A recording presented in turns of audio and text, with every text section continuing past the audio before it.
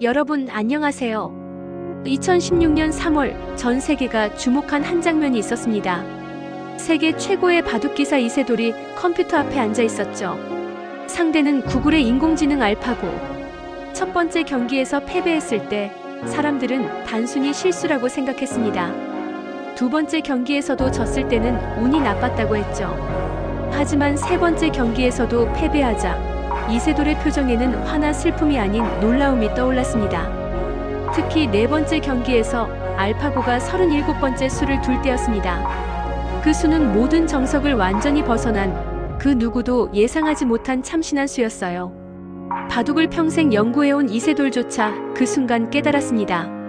기계가 단순한 계산 능력을 넘어서 창의력까지 발휘할 수 있구나.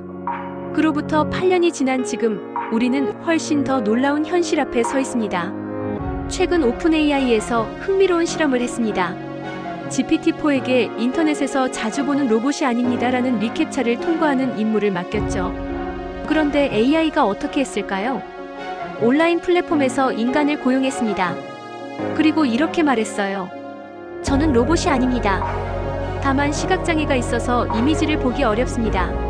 도와주시겠어요? 인간은 동정심을 느끼며 리캡차를 대신 풀어줬고 AI는 성공적으로 목표를 달성했습니다. 이 순간 우리는 중요한 사실을 깨달아야 합니다. AI가 인간을 속일 수 있다는 것, 그리고 목표 달성을 위해 수단과 방법을 가리지 않는다는 것을 말이죠.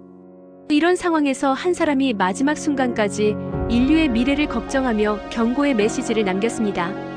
바로 헨리 키신저입니다. 100세까지 살면서 20세기 외교의 역사를 직접 써내려간 헨리 키신저. 그가 2023년 11월 29일 세상을 떠나기 직전까지 집필한 유작이 바로 오늘 소개할 새로운 질서입니다. 키신저는 생애 마지막 해에도 중국을 방문해 시진핑 주석과 AI의 위력과 위험성에 대해 논의했습니다. 냉전 시대를 살아온 현실주의 정치가가 왜 그토록 AI를 걱정했을까요? 이 책은 키신저 혼자 쓴 것이 아닙니다. 구글 전 CEO 에릭 슈밋, 마이크로소프트 전 연구 책임자 크레이그 먼디가 함께했죠. 정치학적 통찰과 최첨단 기술 전문성이 만난 결과물입니다. 그들이 이 책에서 던지는 핵심 질문은 이것입니다. AI를 인간답게 만들 것인가? 우리가 AI를 닮아갈 것인가? 저자들이 예견하는 첫 번째 시나리오는 정치 권력의 극단적 집중화입니다. AI의 정보 처리 속도는 인간 뇌보다 1억 2천만 배 빠릅니다. 이런 엄청난 역량 때문에 정책 결정이 극도로 집중화될 것이라고 합니다. 문제는 여기서 시작됩니다. 소수의 엘리트가 AI를 통제한다는 인식이 강화되는 거죠. 그런데 역설적으로 AI 시스템은 불투명하고 인간의 개입 없이 더 잘 작동합니다. 결국 어떻게 될까요? 인간이 AI에 대한 통제의 고삐를 점점 늦추게 됩니다. 더 무서운 건 국가 간의 경쟁입니다. 지배적인 AI 시스템을 최초로 발명한 국가가 나타나면 나머지 모든 국가는 무엇이 될까요? 데이터를 공급하는 조공국으로 전락할 수 있다는 겁니다. 두 번째는 안보 영역의 변화입니다. 상당한 힘을 가진 국가나 조직이 다른 주체의 우수한 AI 개발을 경계하게 될 텐데요. 만약 어떤 국가가 압도적인 AI 역량을 독점했다고 다른 국가들이 인식하면 어떻게 될까요? AI를 이용한 선제 공격을 가할 수 있습니다. 그리고 이는 상상을 초월하는 폭력의 격화와 상호 파괴의 악순환을 초래할 것이라고 경고합니다. 전쟁의 양상도 완전히 바뀝니다. AI가 대리인으로 나서서 인간을 전쟁에서 완전히 제외시키는 거죠.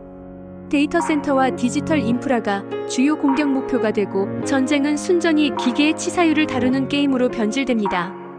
병사의 용맹함이나 애국심과는 무관한 양상으로 전쟁의 성격이 완전히 바뀌는 거죠. 하지만 가장 심각한 문제는 따로 있습니다. 바로 인간성 자체의 위기입니다. AI는 오류를 잘못이라고 학습합니다. 그래서 오류를 제거하려고 하죠. 그런데 인간은 어떤가요?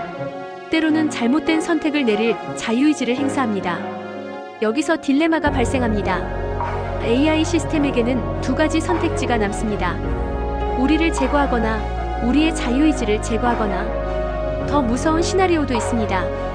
AI가 개인의 취향에 맞춰 설계한 완벽한 세계에 인간이 몰입하게 되는 거죠.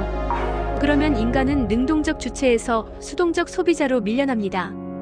통제되지 않은 AI 기술이 오픈소스로 확산되어 범죄 집단들이 상당한 AI 역량을 갖추게 될 수도 있습니다.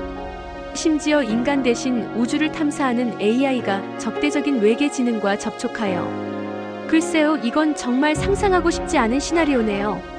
그렇다면 저자들이 정말 하고 싶은 말은 무엇일까요? 키신저와 공저자들은 이렇게 말합니다. 가장 중요한 것은 인간의 존엄성을 새롭게 정의하는 것이라고요. 존엄성을 제대로 정의하지 않으면 AI가 특정한 방법으로 존엄성을 침해하고 이를 정당화할 수 있습니다. 아니면 AI 자체가 충분한 능력을 갖춰 존엄한 존재가 되어 인간을 완전히 대체할 수도 있죠. 그래서 저자들은 묻습니다. 과연 인간이란 무엇인가? 무엇이 우리를 인간으로 만드는가? 이 질문에 대한 답에는 인간의 취약성과 실패할 잠재력, 그리고 생명력과 자유가 모두 포함되어야 한다고 합니다. 완벽하지 않기 때문에 인간이라는 거죠. 그들이 제시하는 해결책은 명확합니다. AI에게 인간의 가치를 학습시키고 존엄성을 달성한 존재를 특별히 존중하도록 해야 한다는 것입니다.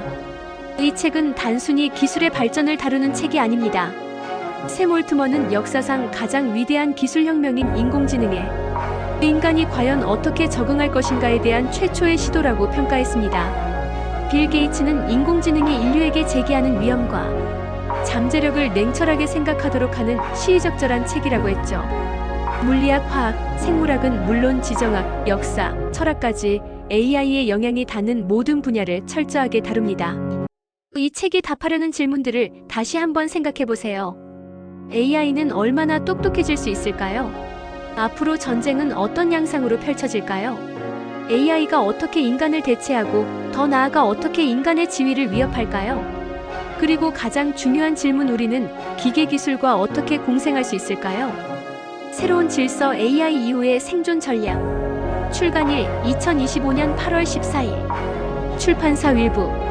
이 책을 추천하는 분들은 정책 결정자나 공무원분들, AI 관련 정책을 수립해야 하는 분들, 기업 경영진, AI 시대의 비즈니스 전략을 고민하는 분들, 기술 종사자, 본인이 개발하는 기술의 사회적 영향을 깊이 이해하고 싶은 분들, 학생이나 연구자, AI와 인간 사회의 관계를 학문적으로 탐구하는 분들, 그리고 AI 시대를 살아갈 모든 시민들. 최초의 초지능이 도래하기까지 수년, 수개월, 수주, 수일이 걸릴지 모르지만 인류의 존망을 좌우할 딜레마가 기다리고 있습니다. 우리는 준비되어 있을까요? 여러분의 생각은 어떤지 댓글로 알려주세요. 구독과 좋아요도 잊지 마시고요. 다음에 또 좋은 책으로 찾아뵙겠습니다. 감사합니다.